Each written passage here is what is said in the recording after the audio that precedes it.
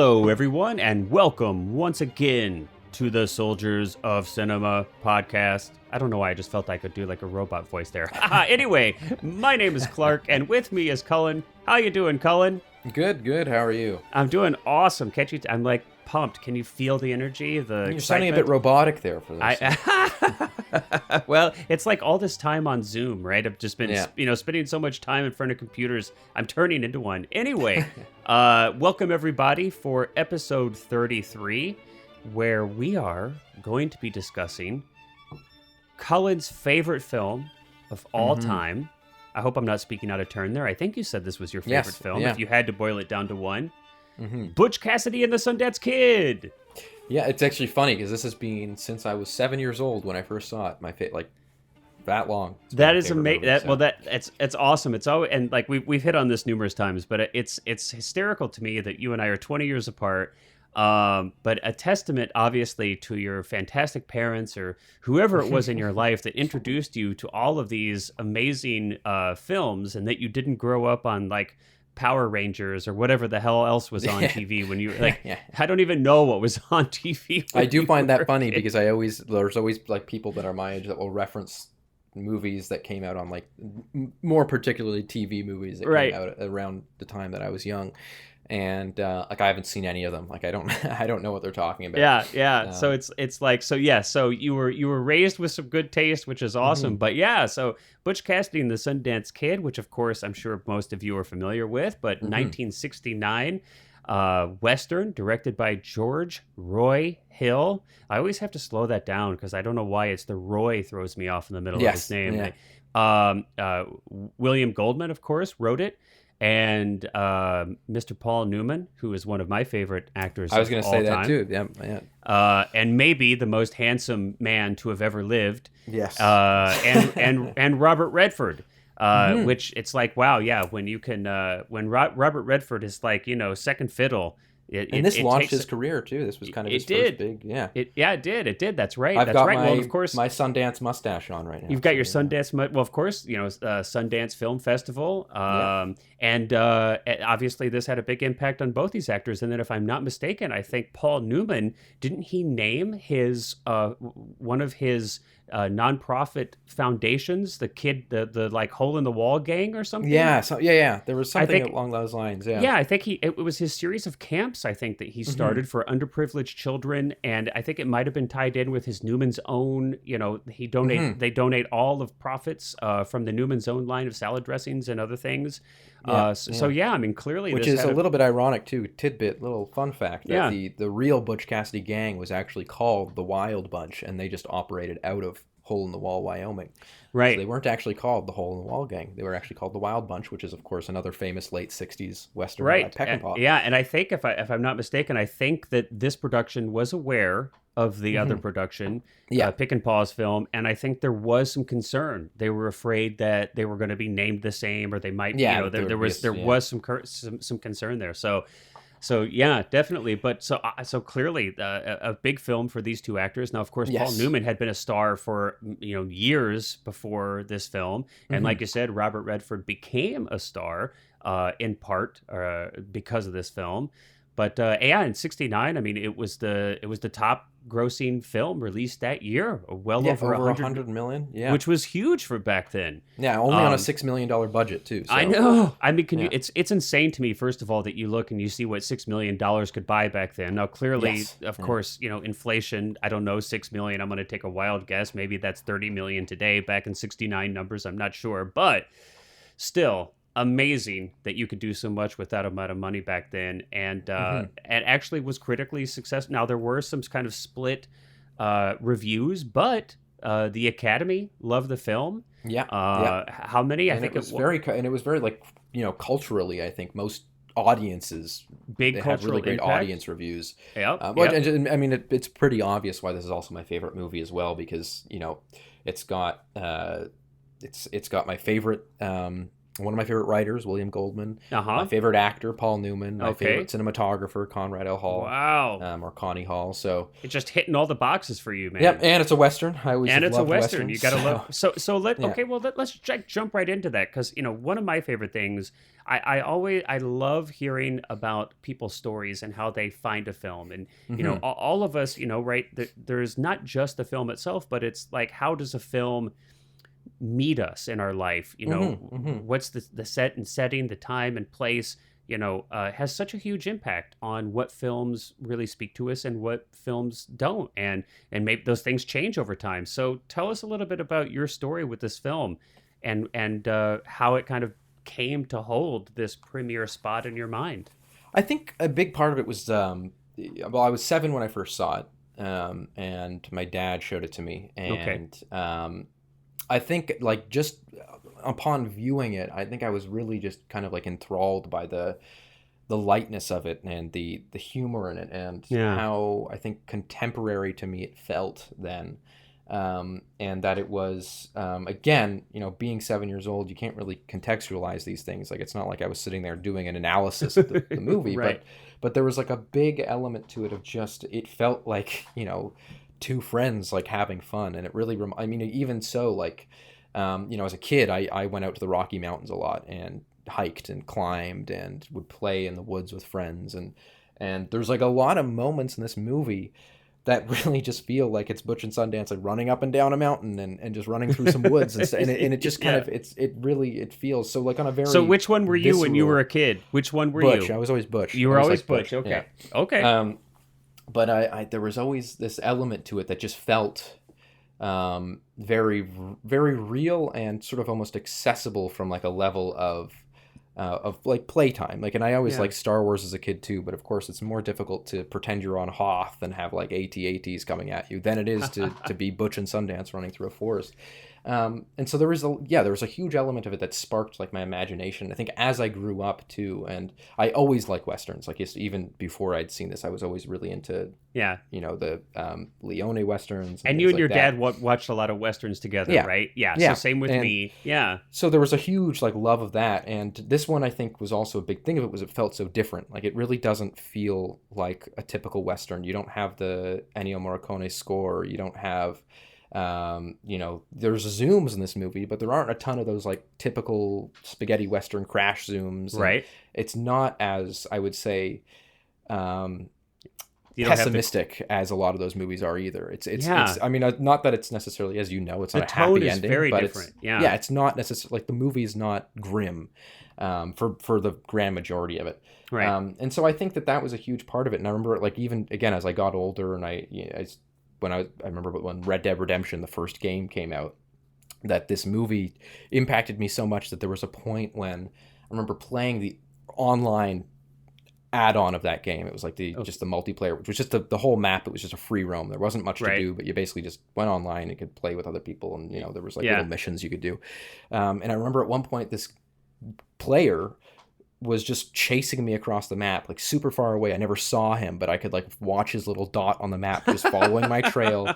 And we went all over, and I never saw him, but like there would be a point where I'd be standing in a meadow or something and shots would ring out from the distance. And it felt like, I just remember this movie just had such an impact. I was like, this is like Butch and Sundance. I'm being chased across by this distant, malevolent force that's coming after me. So throughout my entire childhood, and again, up into my career, I made a Western a few, I guess 2 or 3 years ago now, that was directly inspired by this movie. Every single facet of that movie was pulled from Butch, Cassidy and the Sundance Kid. I did kind of an extensive research on the cinematography, and so there's a huge amount of influence that this movie's had on me, and even like beyond its genre. A ton of the things that I've written have, if not directly grabbed things from this film, have very much been inspired by just the tone, the way that the characters interact, the banter between Butch and Sundance, the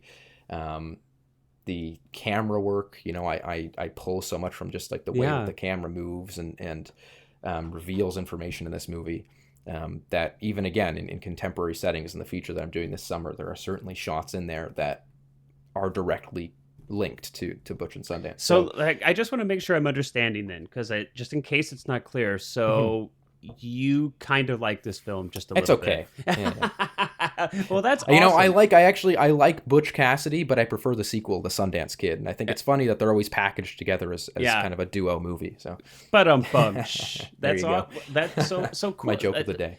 And when, so did you watch this like on TV? Was it like a no? I think I actually remember exactly the. So my dad came home with a like triple set of movies. It was this. On VHS, right? Yeah. I think it was on. Yeah, I think I have the Blu-ray now, but I think the original set we had was VHS. So it was this. Yeah. It was A Bridge Too Far, and it was The Dirty Dozen. Or was it DVD? Because you're young enough that I guess. Well, how old? Well, when I was 7, it was when I was 7 would have been. I guess what I would have been.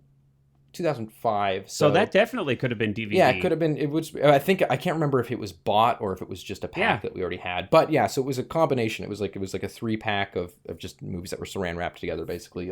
This, Bridge Too Far, and then The Dirty Dozen, which I also love those two movies as well. But this one your dad's got good taste. Really stuck out to me. Yeah, this one was very much the kind of the big one for me. I love how that, like, to me, that's so fascinating. And you know, we have not yet covered a film. I mean, Mad Max and Road Warrior are very close to as far as my relationship to them, you know, being similar to your relationship to this film. But I don't think we've hit on exactly yet the film that would be the parallel for me as this is to you. Yes. And it'll be fun when we do that. But it really is. I'm always mesmerized by and just really interested in how that works. Like how, you know, what this magic, I feel like it's such a magical thing that takes place between the film and all of the work that's gone into this film and the vision of the director and the, you know, the performances and the cinematography and the writing. I mean, it takes hundreds, if not thousands of people nowadays to put together a film. And it's such a crapshoot as to whether that's going to speak to you or not. You're throwing stuff at the wall and seeing what sticks. You're just throwing it at the, and it's so. I mean, that's the thing. That's the dream. I mean, that anybody who's ever worked on a film, anybody who's ever been a part of some kind of creative endeavor. I mean, you are describing what the highest possible dream, the best possible outcome could ever be of life. But I think it's so funny too, because there's a lot of choices in this movie, which we'll get into later, that aren't typical, like that were probably very risky choices. Very risky, even just down to casting. Like I think the original cast or the original choice for Sundance was Steve McQueen. And Steve McQueen and Paul Newman didn't get along and couldn't agree on Redford who would get was top mostly billing. Unknown. Mostly. Yeah, exactly. And Newman knew Redford and basically said, this guy's really good. I promise you he'll be good. And that he basically put his own name on the line to get Redford in it. And I think it's also funny because, again, as a really young kid, I remember, you know, I was in like a ski club as a kid, like a ski, you know, learning competition. I remember that there was this guy. Wait, it wasn't hockey? I did do hockey as well. Okay, because I was going to say, whoa. I was like, wait a minute, dude. Yeah, I'm going to be kicked out of the country. But I remember this older guy, probably in his like 60s, when we were talking about movies one day. We were on the bus going to one of the ski hills, and asked me like what my favorite movie was, because I think it was just something that came up. I was probably 9 at the time. Yeah, and I said this, and he was like, you're like 9 years old, and this totally is surprised. It was really and again, it's one of those things that every time I watch this movie, I probably watch it once every few years, maybe once every 2 or so years, and every time I do, I always it's like, am I gonna see more flaws in it this time? Is it gonna kind of like not, and it's held up, wear down? But no, it's always held up. It doesn't. I think a big part of that is that it's not, again, super simple story, not super long, it doesn't overstay its welcome. Like right when things kind of get normal in this context of story, right when you kind of get into the norm of things switch. And I think that that's a really big part of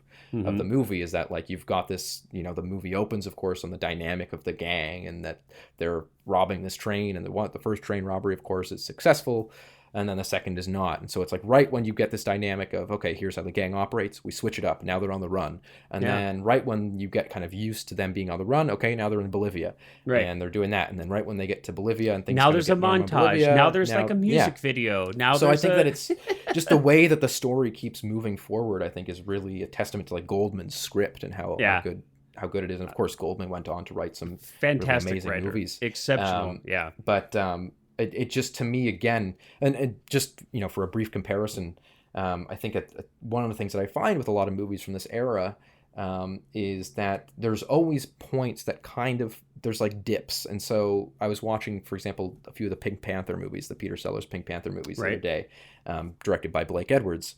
And as good as those are, and as much as I like remember watching them as a kid and thinking that they're really funny, there's always moments in those movies where you're just kind of cringe. All right, let's move it on. It's kind of slopping, and this movie has none of those for me. Like this it moves forward. It doesn't take its time or too much time on anything, and not even to mention, again, which we'll get into, the beautiful imagery and cinematography done by Conrad L. Hall, and so yeah, I think that's a big part of why.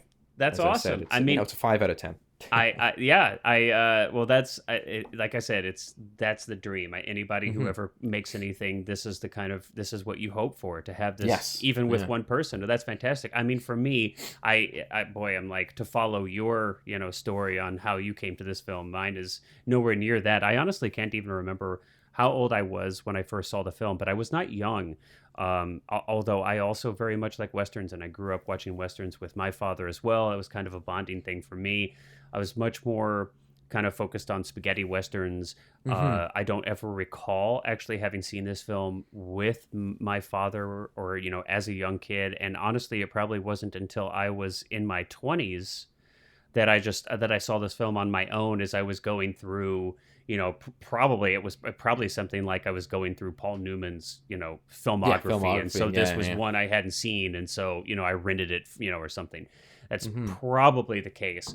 But I did not have the same extent of, the same type of reaction that you did to it. So this will be interesting to kind of compare and contrast.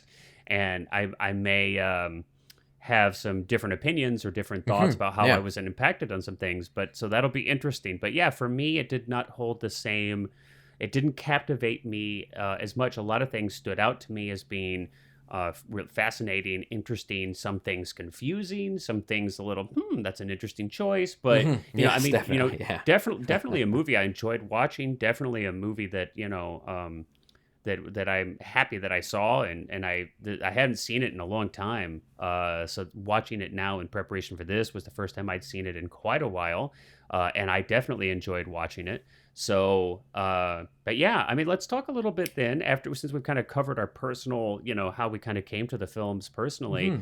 Let's talk a little bit about the context. Let's try to put this film into the context of, what was happening in 1969 in cinema, and especially American cinema. And I think the fact that it's a Western has some importance. And well, I think that's a really interesting point that you made too, about that you were into Westerns and that, but you just don't really recall seeing this one, because I wouldn't really say that this is ever like grouped in with other Westerns. Agreed. That it's because it doesn't, other than the fact that it takes place in the West, it doesn't there's not really much that feels like a Western. There's not really, there's of course like there's the gunfight at the end, but there's no, I think that's really, apart from like 3 other instances of guns being fired, there's no showdowns, there's no duel at dawn, there's no, I mean, it's definitely not a John Wayne or like John Ford, or even, it's not about like the frontier in that way. It's not like this, and that's important to know too. I think that Westerns were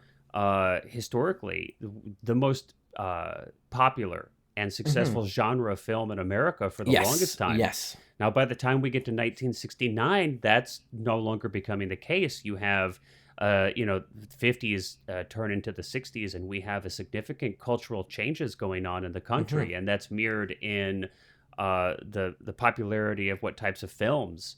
So this film is at an interesting crossroad where, like you said, it's not really a Western, but yet it definitely, like on face value, kind of looks like a Western. You have horses, you have the Western landscape, you have some shootouts, but in tone, in story, in execution, in music, you have something that does not look like a Western at all. So And I wonder if that might have confused or kind of agitated some critics at the time, because if you go back and you look at Ebert especially, right? If you look at some critics really enjoyed it, of course, but a lot of people were split, and other people were like, I don't get what was this? What's raindrops keep falling on my head doing in this movie? Yeah. What? And I think that's the thing, is that it very much, to me, in more ways than one, is aware of the fact that the Western is going out of fashion. Mm-hmm. And I think that to me, that's what the movie's about.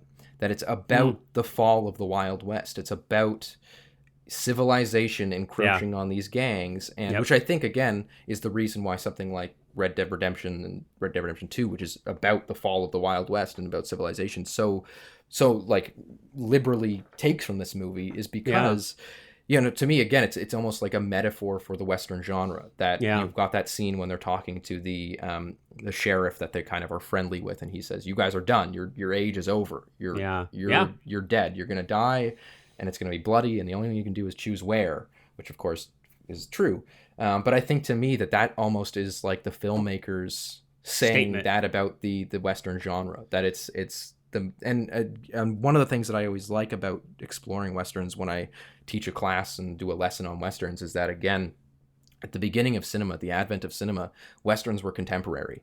Westerns were not period pieces. They were actually, the Great Train Robbery, that 15-minute silent film, was occurring at the time. If you went out west, if you went out to Utah, California, Oregon, that was what was going on. And so I think it's really neat that it's a genre that grew up with cinema, and that went from being a contemporary piece of kind of adventure from, the frontier, to now it's a period piece. And so you get to Butch Cassidy and the Sundance Kid, and you kind of realize that, the conventions that we're used to in Westerns are, whether it's John Ford's Westerns with John Wayne and the big vistas and the frontier and the idea of this positive push of civilization out, where now it's about like the second wave of civilization, and that usually means law and order. Right. And so you're losing the element of rules, structure, just civilization, bureaucracy.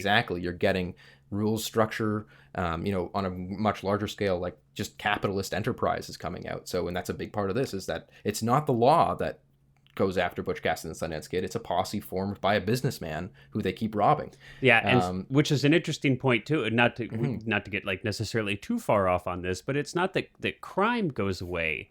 It's that the type of criminal that's allowed to exist changes. It changes. It changes from a personal, criminal, like the small gangs or individuals who are robbing banks or trains, to incorporated criminals. People who now own land, own large companies, have lots of resources, and they're able to kind of wrap up their criminal enterprises, or things that are kind of on the line of criminal or not criminal. Like putting the law into your own hands and hiring a posse of people to go kill somebody who's robbed you. It was probably not necessarily straight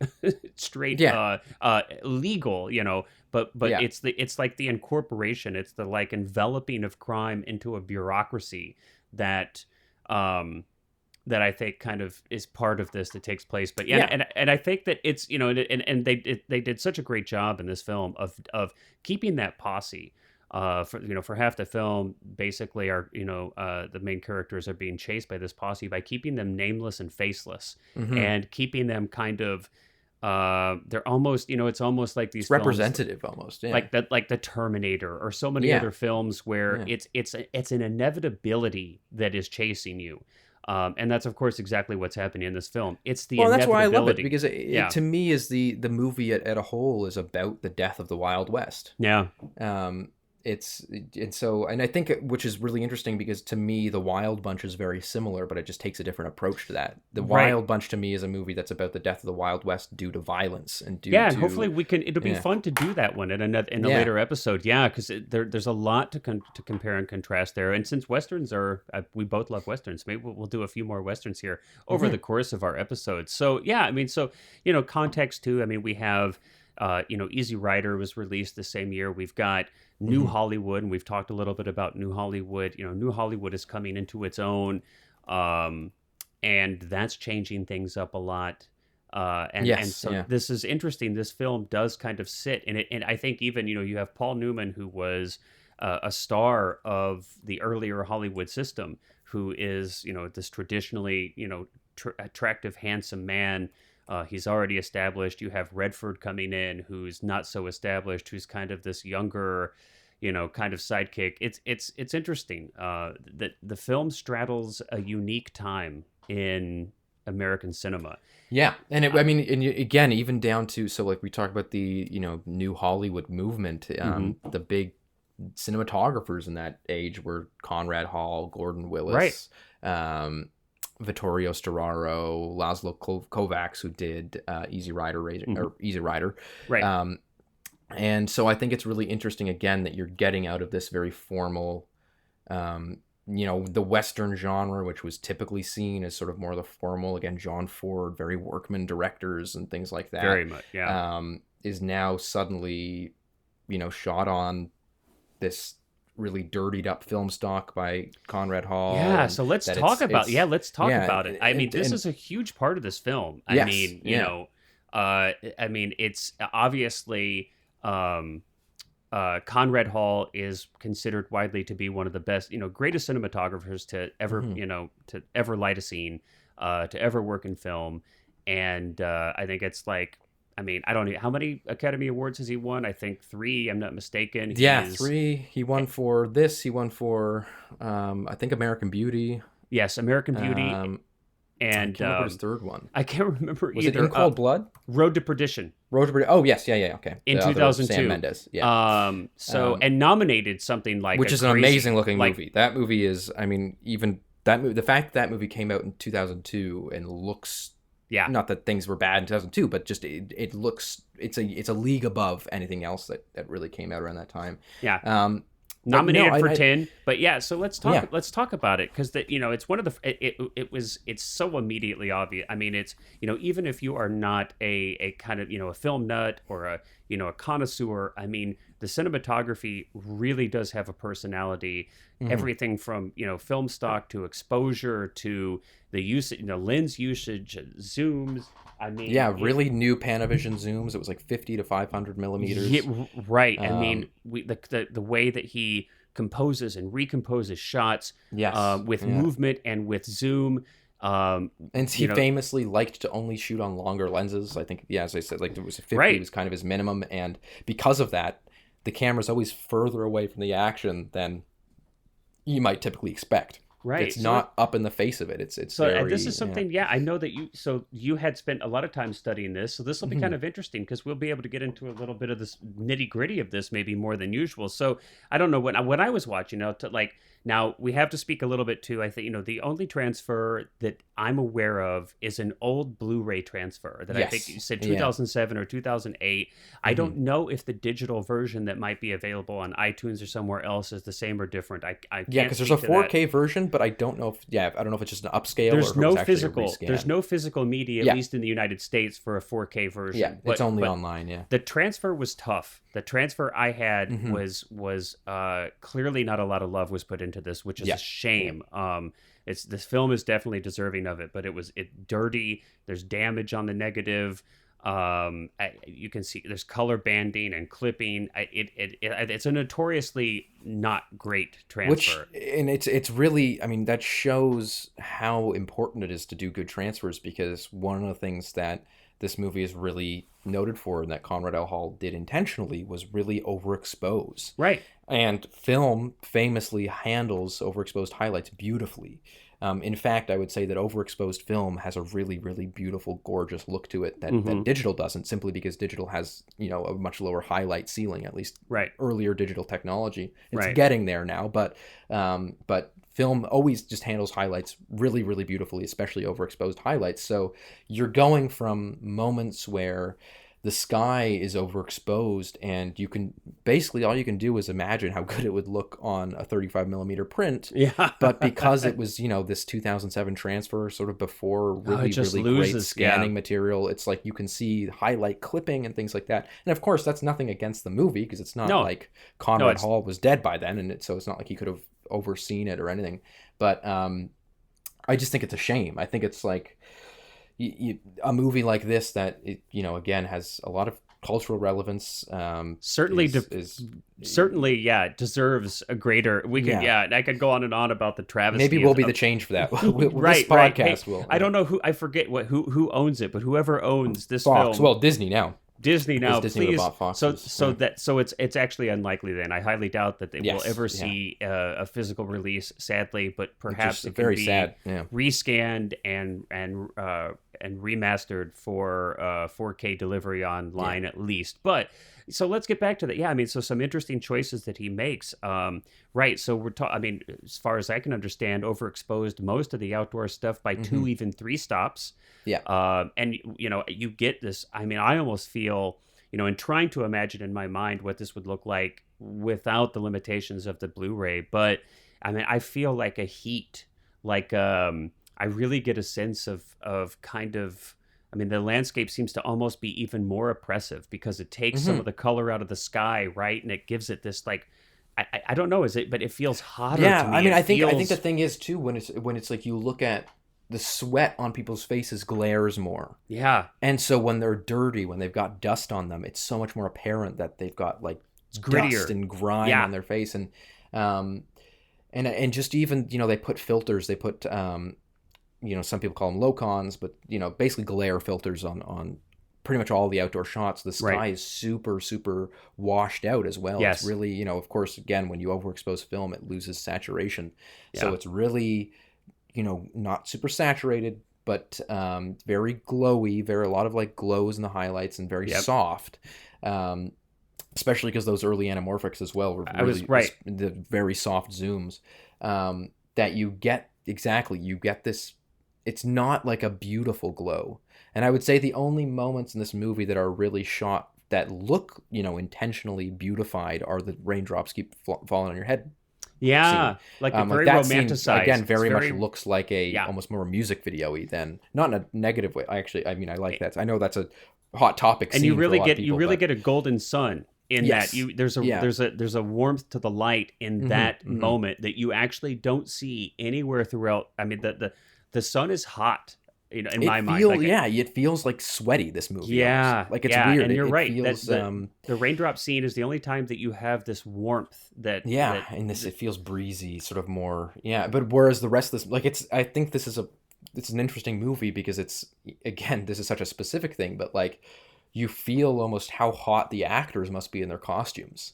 And how that's what I'm saying, and stuff like that, and and especially through the chase scenes where you're scrambling over rocks, and you've got this gritty realism to the landscape, and the sun. I mean, even the sun is chased, right? It's like against them. It's you've got the oppression of the landscape. It feels like it's not welcoming. Now it's beautiful, but it's not welcoming. Let's talk too this, because this is something that you're going to notice immediately in this film, is the very, very, very wide usage of zooms. Yes, and not crashes, not like the typical only spaghetti a couple, western. Only in a couple moments, but we've got a lot of slow, a lot of recompose, of slow zooms. We have a lot of recomposition with zooms, so we have scene is framed, moves to another framing as the scene moves. As opposed to cutting, which is what we'd often do today. You'd often have a cut, the setup, but you really don't have that. I was actually surprised at the usage of zooms, and zooms were not. I think what the Ingenue came out in like '63, I think. Yeah, the first big one. Yeah, and that kind of began the usage of zooms in film. It didn't even really hardly happen much before then. This, I think, was a Panavision 50 to 500. Yeah, and especially, because anamorphic zooms especially were such a hard thing to nail. They were very such a hard difficult, to work with, like engineering wise too. Yeah. Like that, it was so difficult to get that to work because of all the moving parts, and that if you move the anamorphic element, focus, then it'll stretch differently. So, so you can definitely tell that there's drawbacks to using. They're not super fast either. You don't really get the super shallow depth of field, which is something that Conrad Hall loves, that he likes really shallow depth of fields. And he says, he says that he doesn't like everything to be in focus, and that he likes to pinpoint moments. And very, just the way that the zooms work. I'm a huge fan of it again. It was something that I really used for the Western that I did, which is just this idea that you're not necessarily like pushing it on the audience that this is what's important, but you're rather letting there's a really fundamental difference, I think, between crash zooming in on something and slow zooming in on something. Even and if a big difference between the same. What a modern film would, of course, you'd be dollying, you'd be using jibs, cranes, and it's a very different feeling. I can imagine that this helped their setups. The speed at which they could shoot must have been, I mean, increased. As someone who basically crabbed that entirely from the production, very good, but also looks great. That you set the tripod down. Yeah. It's not on a dolly. You don't move it. All you do is pan. Yeah. You just follow the action by, and it's so simple, but I think that it's something that so many people overlook. Well, that they really, because they want this dynamic camera to go in and out of the action or zooms have almost been lost in the grammar of film today. I mean, that it's, and I can't tell you how many people I talk to, fellow filmmakers, people I respect, but I mean, I think it's changing maybe a tiny little bit, but it was like, how dare you put a zoom on a cinema camera like that? I mean, that was just no. I shoot primes, and I can't. If anybody shoots zooms, like, oh my gosh, this is a travesty. Which is, as you know, I'm a huge proponent of zooms. I love zooms, and my love for zooms started more in documentary, and not so much changing focal length during a shot, mid-shot, but having that flexibility and that immediacy to reframe instantly, to have that flexibility. Zooms have gotten so good. I mean, you can find very fast zooms, very sharp zooms. In today's day and age, prices are coming down too. Yeah, prices are coming down. But I was just going to say, I'm a fan, and I'm a fan, and I actually love seeing zooms from time to time in film, and used as part of the grammar of film. And I don't know that I've ever seen a film that used zooms grammatically the way this film, to the extent to which this film uses it. So I highly recommend people, if you're interested in seeing the zoom used in a way that most films just would never, ever approach a zoom, check this film out. Yeah, watch it even the first, I think what's so interesting too is that you get, so the movie, of course, the opening credits of the film are, it's silent. It's a silent film. It's almost like a silent short film that was actually directed by, I think, the second unit director. That's correct. Who was a real silent filmmaker, which I think is really cool that they kind of got back into his game. And so it doesn't start, like, it's like almost like a little parody thing of Butch and Sundance, and it doesn't star Robert Redford or Newman. I think it's almost supposed to be faking as like archival footage. I think so. And then you pull out of that, so it's all in sepia. Pull out of that, and then we're in the movie. It's widescreen, but we're still in sepia, or however it's pronounced. I know what you're saying. But the first shot is this zoom in on a window of a reflection. And then I think that what they must have done is used a polarizing filter to then shift the reflection to Paul Newman staring through the window. Right. And again, all in one shot. Then he walks out of that door, zoom out to show this town, then zoom back in as he walks over the bank. And we have like three setups in one shot. Yeah. And it's the only Western I think I've ever seen where our main character, who's a bank robber in the first scene, walks into a bank and doesn't rob it, which I think is great. Like, also, can I just say that that whole first setup with basically the entire story being told with inserts is fantastic. Yes, as such an excellent efficiency of visual storytelling. I love it. And one of my favorite lines in a movie ever, which is when he says to the bank guard, what happened to the old bank? It was beautiful. And he says, people kept robbing it. Small price to pay for booty. and there you go. I think this speaks to, I think you tie this in with the statement that you mentioned previously about, hey, it's your time has come. Yeah. And I think you put these two lines together in the film, and you kind of have, I think, the theme of the film, or what they're trying to kind of say, that we lose something with civilization, that you lose something with rules and an abundance of bureaucracy, and one of the things that you lose is a personality, and you lose a creativity and a freedom. And it's the age-old kind of equation of what you gain and what you lose from civilization. But and what's interesting too is that first scene sort of goes by of Butch just kind of like looking at the bank, kind of nonchalantly, like doesn't draw much attention to itself. It's just kind of the opening. Nothing really major happens. But I think what's interesting about that scene is when you go back and rewatch the movie, is you realize that that's kind of, it is again, speaking to the entire theme of the movie of the West being done, the West dying, that in a normal Western, the opening scene, even in the Wild Bunch, would be our main characters who are bank robbers entering a bank and robbing it up. And maybe something goes wrong, but that would be the opening scene. But this movie immediately tells you that it's not that, because he goes into the bank and it's too secure for him.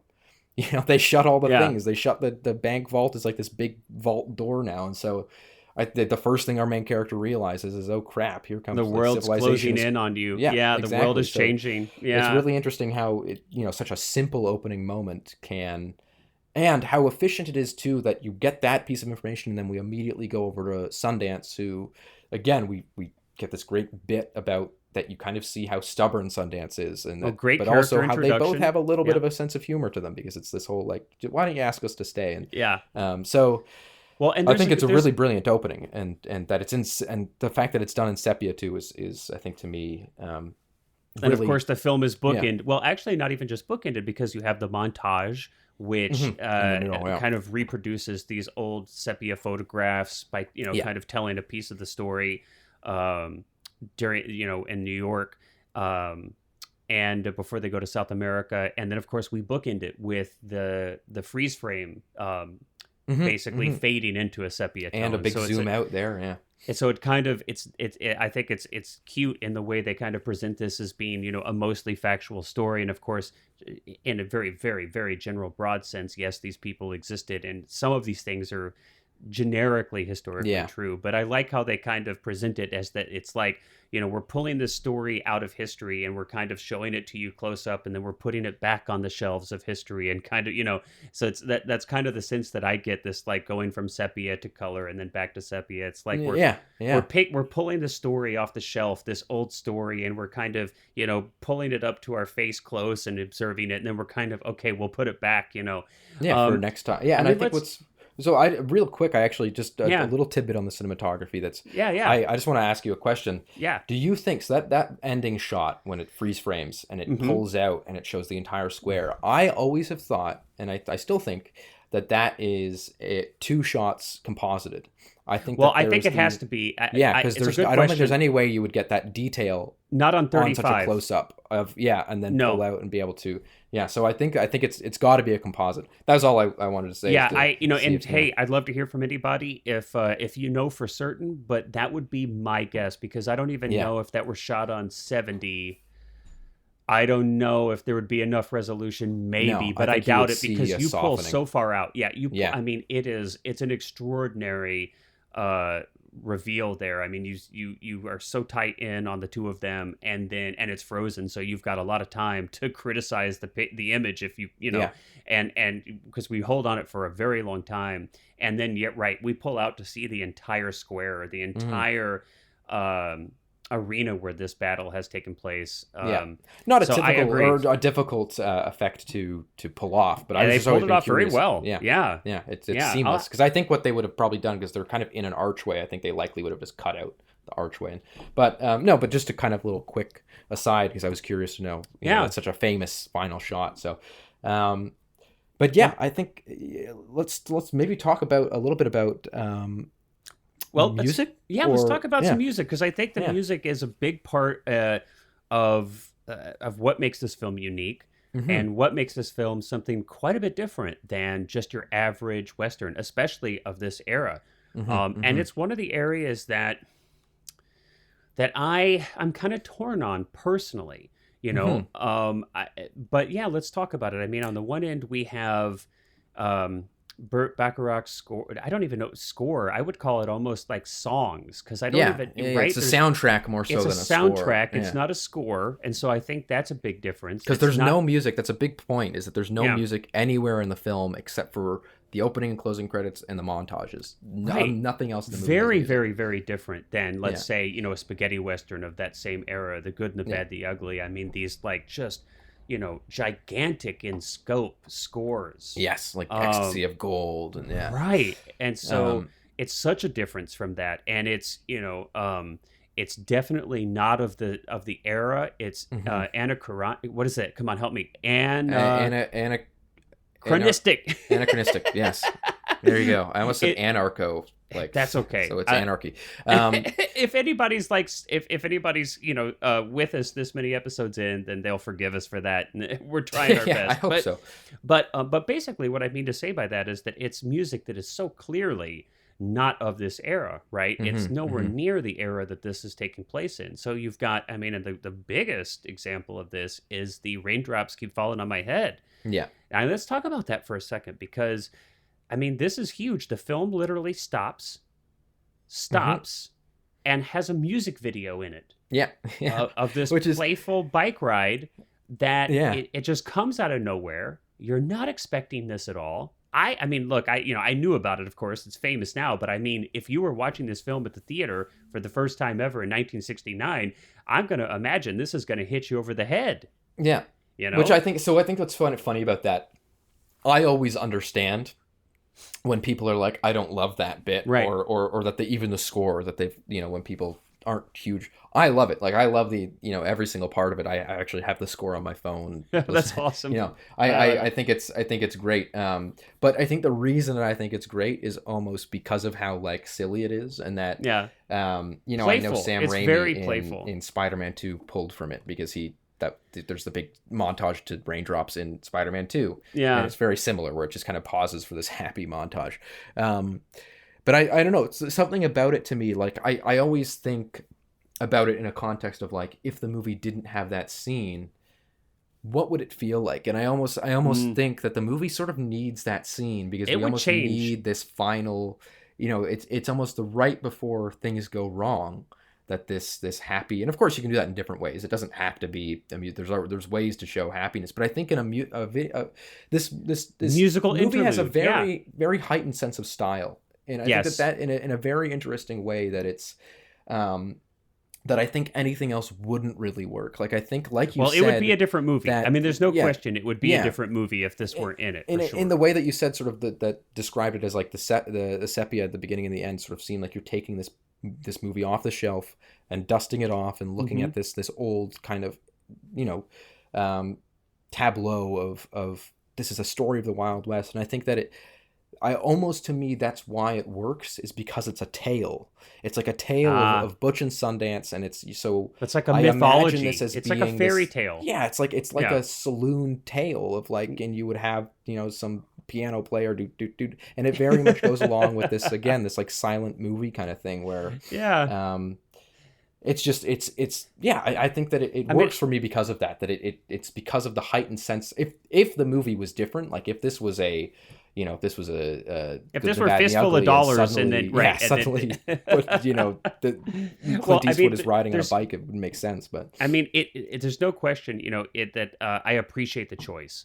It's not a choice as a filmmaker that I would likely make for my own film, but that's great. I mean, it does feel a little odd, and it kind of catches me off balance, but I so appreciate films that take risks like this and do interesting things that, I mean, look, I'm always for it when I see it in a film. I mean, even if the choice seems a little odd to you, I'm glad somebody made a strong choice, Yeah. I mean, in the day and age of like, gosh, not to like take us way off the tracks here, but geez, just to see what in the world is going on in the world of modern film. I watched some of the HBO Max Snyder cut of whatever. Justice League. And I was just like, I mean, look, I'll take a choice like this any day over these film, this kind of this modern kind of film. I mean, and I think it's funny too, because it's so the version of the song that's used in the movie is you can get it, but it's different than the typical Raindrops Keep Falling on My Head. So it's slightly altered. Like there's the big kind of almost circus sounding interlude when he's doing the tricks on the bicycle. Yeah. And again, it's like moments like that kind of to me highlight how which by the way, I was impressed. I was impressed. Did you know that Paul Newman did all... I mean, it's clear. Yeah. You can clearly see it's him. But Paul Newman did all those bike stunts except for the last one where he falls into the fence. Yeah. Probably there were some like insurance issues or something there. They didn't want him to get hurt. But I think it's very... it feels to me like this is Butch's and Sundance's life. Yeah. That it is happy, carefree, riding on a bicycle, with my friend's girlfriend. I know, which we're going to get to in a minute. Yeah, we're going to talk about that interesting kind of trifecta of a relationship there. But yeah, I mean, songs versus score, this musical interlude. I mean, and always, you know, when you have, I mean, that's what musicals are. There are, you know, a string of these put together. It's heightened. I mean, anytime you have a musical number in a film, it really heightens whatever that experience or moment is, right? It's kind of like that I have to burst out into song and dance. And it's almost in a way that these two are kind of, I mean, they're not dancing in a traditional sense, but there is a dance going on to the music with the bicycle. Yeah. And there's very much like a physicality to it. In the same way that there would be a physicality to a dance number. So it almost it really is just like a you could see them musical. Like running into the ending of Hair or something, and totally naked people coming out of the forest. Exactly. And it's shot very differently, like you described. There's a warmth to that and a romanticism to the shooting that's just not in any of the rest of the film. I mean, and even, you know, there's the playfulness of, like, you know, going through like the wood slat walls. There's like such a playfulness with the cinematography and how it's shot. In the bull, that's the shot of the bull looking at him. That is also a shot that is directly in the Western that I made. We got a cow, and there's a moment where the character faces down a cow as a joke, like a little nod. You're going to have to, we'll have to post a link. If your film is somewhere where people can see it, we'll have to post a link so that people can check that out. I don't think I've seen it, and I would like to see it. Or if maybe I've seen it, it's a long time ago. But it's just funny that there's so much in the movie. I always forget how much I necessarily stole from it, because even that cow bit was accidental. We had a cow, and I was it becomes part of your psyche, and then you know it comes out through your pores, you know, later. Yes, yeah. So let's talk a little bit about story. Let's talk a little bit actually, one more thing I actually wanted to mention about the music as well. Okay. I just wanted to jump in and say just to talk about the little the juxtaposition in the South American bit that you've got again. Okay. There's a little bit of it. There's an interesting bit because it's this montage of them robbing the South American banks in Bolivia. Right. And again, it's like with this like poppy, you know, almost a cappella sounding. Well, there's again not typically a cappella because there's instruments. There are instrumentation, but I get the vocalizations. Kind of music, it's instead of lyrics, there's like vocalizations as instruments. Of them robbing these banks. So I always just think, again, it's funny that there's this lighthearted juxtaposition in the music of them robbing all these banks. Right. Let's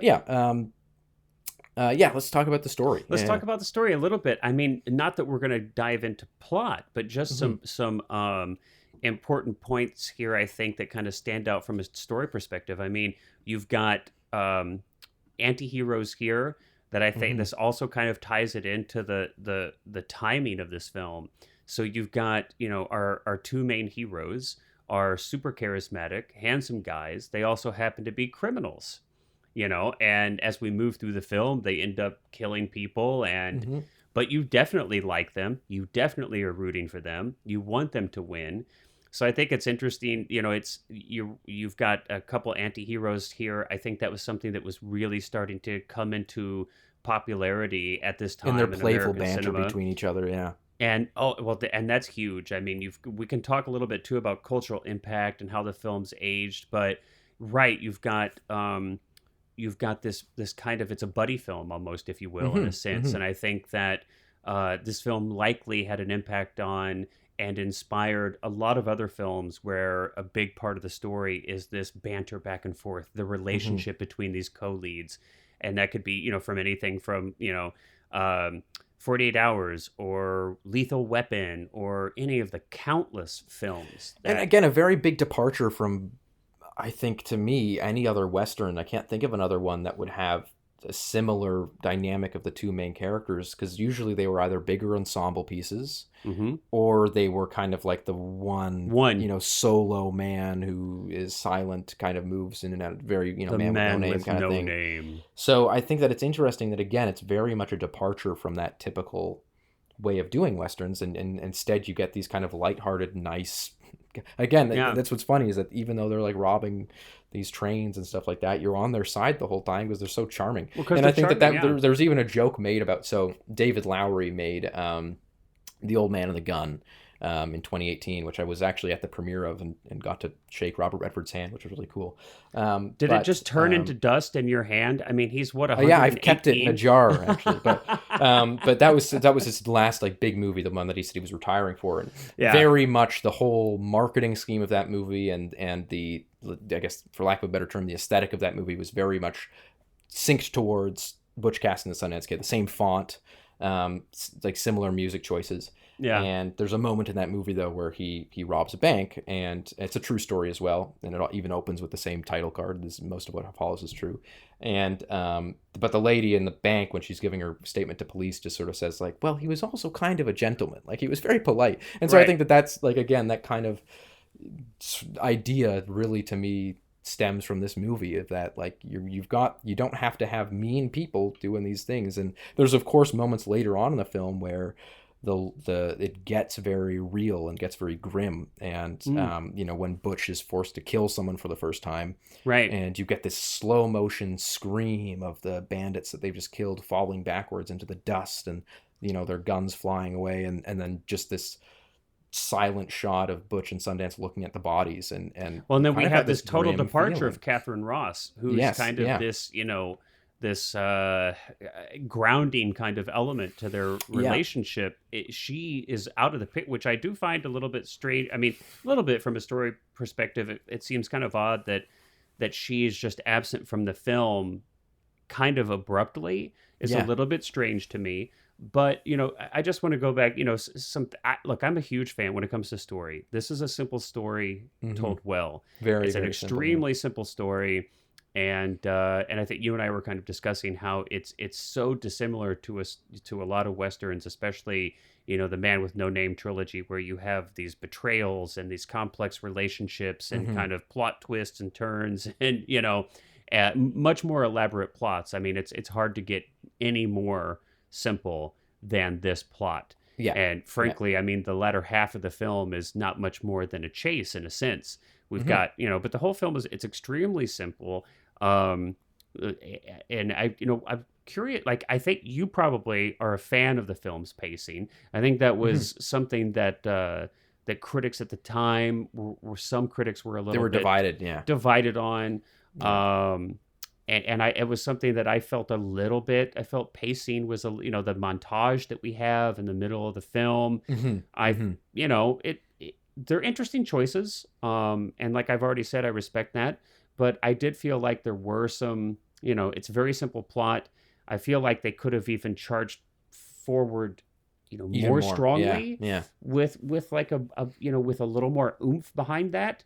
But I also see your point too, that this is kind of almost like a fairy tale, or kind of like this mythology. And that's kind of the way I look at it. Yeah. Is exactly that. Like it's a tale that you would have heard in a saloon. Like it's this. Yeah. And I think, I do think it's again, the simplicity of the story to me is the best part of it. And I think because I think every filmmaker would strive to get a script like this, not necessarily in like the sense of dialogue, even though the dialogue is very good, but just in terms of the fact that it's a really rich story, but still very simple. There's not a lot of moving pieces. It's about two outlaws that are on the run. Certainly stands in contrast to most things today. I feel like, especially with this quote unquote so-called second golden era of television.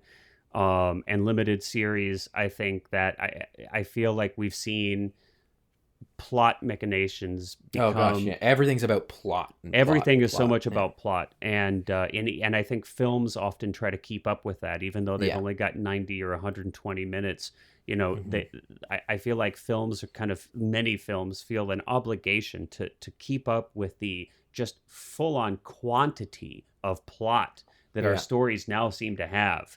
I mean, it's just, that's always my advice for if any filmmakers are out there listening to this, is like, whenever I'm trying to, tighten up a script, I just start cutting things. Like the feature that I was doing right now, the last draft, which became the shooting script, I cut an entire character out of it, and it solved so many problems when it came to why are things happening? How does this happen? Where does this go? What am I supposed to do with this character while they're, and I just cut them out and put kind of their functions onto and everything character. I feel like has to have, an A, a B, a C, a D story. I mean, or I guess for, another way to say it would be subplots. So everything feels like it has to have so many of these threads, and like you've got to cut away to the B. You've always and yes, and that can get kind of wild. So I do really appreciate that about this film, and I think that that's where films, I think, really shine. I mean, that they don't have to be the same as,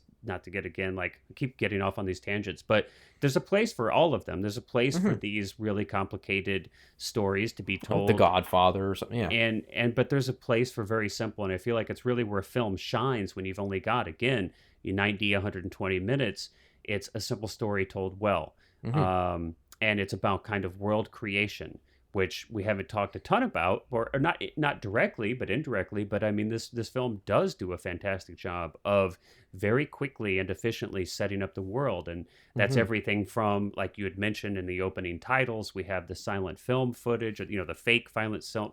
We have the sepia openings and closings. We've got, even in the montages, which I do feel like kind of take a little bit of the pacing away from the film, we have this world building that we really get a sense of the era that we're in this film, and it's very successful at doing that.